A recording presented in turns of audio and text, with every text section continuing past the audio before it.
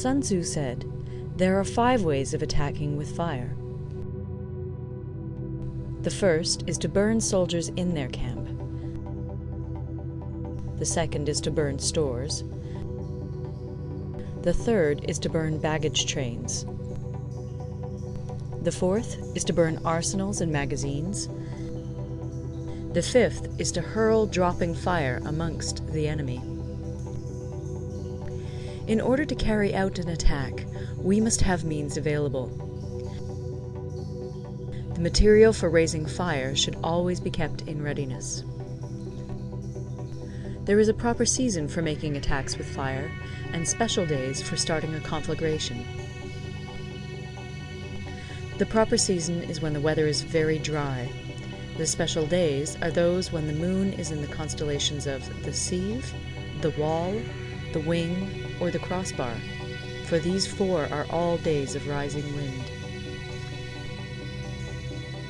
In attacking with fire, one should be prepared to meet 5 possible developments. 1. When fire breaks out inside to enemy's camp, respond at once with an attack from without. 2. If there is an outbreak of fire, but the enemy's soldiers remain quiet, bide your time and do not attack. 3. When the force of the flames has reached its height, follow it up with an attack, if that is practicable. If not, stay where you are. 4. If it is possible to make an assault with fire from without, do not wait for it to break out within, but deliver your attack at a favorable moment. 5. When you start a fire, be to windward of it. Do not attack from the leeward. A wind that rises in the daytime lasts long, but a night breeze soon falls. In every army, the 5 developments connected with fire must be known, the movements of the stars calculated, and a watch kept for the proper days. Hence, those who use fire as an aid to the attack show intelligence. Those who use water as an aid to the attack gain an accession of strength. By means of water, an enemy may be intercepted, but not robbed of all his belongings. Unhappy is the fate of one who tries to win his battles and succeed in his attacks without cultivating the spirit of enterprise, for the result is a waste of time and general stagnation. Hence the saying, "The enlightened ruler lays his plans well ahead. The good general cultivates his resources." Move not unless you see an advantage. Use not your troops unless there is something to be gained. Fight not unless the position is critical. No ruler should put troops into the field merely to gratify his own spleen. No general should fight a battle simply out of pique. If it is to your advantage, make a forward move. If not, stay where you are. Anger may in time change to gladness. Vexation may be succeeded by content. But a kingdom that has once been destroyed can never come again into being, nor can the dead ever be brought back to life. Hence the enlightened ruler is heedful, and the good general full of caution. This is the way to keep a country at peace and an army intact. Sun Tzu said, "Raising a host of 100,000 men and marching them great distances entails heavy loss on the people and a drain on the resources of the state. The daily expenditure will amount to 1,000 ounces of silver. There will be commotion at home and abroad, and men will drop down exhausted on the highways. As many as 700,000 families will be impeded in their labor. Hostile armies may feast each other for years, striving for the victory which is decided in a single day. This being so, to remain in ignorance of the enemy's conditions simply because one grudges the outlay of 100 ounces of silver in honours and emoluments is the height of inhumanity.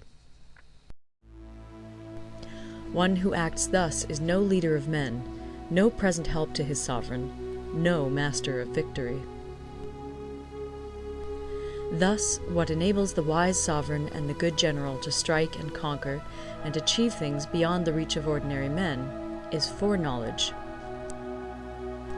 Now, this foreknowledge cannot be elicited from spirits.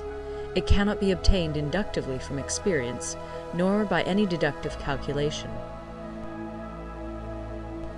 Knowledge of the enemy's dispositions can only be obtained from other men. Hence the use of spies, of whom there are 5 classes. 1. Local spies. 2. Inward spies. 3. Converted spies. 4. Doomed spies. 5. Surviving spies. When these 5 kinds of spy are all at work, none can discover the secret system. This is called divine manipulation of the threads. It is the sovereign's most precious faculty. Having local spies means employing the services of the inhabitants of a district. Having inward spies, making use of officials of the enemy. Having converted spies, getting hold of the enemy's spies and using them for our own purposes. Having doomed spies, doing certain things openly for purposes of deception, and allowing our spies to know of them and report them to the enemy. Surviving spies, finally, are those who bring back news from the enemy's camp. Hence it is that none in the whole army are more intimate relations to be maintained than with spies. None should be more liberally rewarded. In no other business should greater secrecy be preserved. Spies cannot be usefully employed without a certain intuitive sagacity. They cannot be properly managed without benevolence and straightforwardness.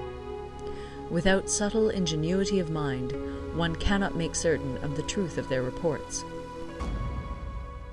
Be subtle, and use your spies for every kind of business. If a secret piece of news is divulged by a spy before the time is ripe, he must be put to death together with the man to whom the secret was told. Whether the object be to crush an army, to storm a city, or to assassinate an individual, it is always necessary to begin by finding out the names of the attendants, the aides-de-camp, and doorkeepers and sentries of the general in command. Our spies must be commissioned to ascertain these. The enemy's spies, who have come to spy on us, must be sought out, tempted with bribes, led away, and comfortably housed. Thus they will become converted spies and available for our service.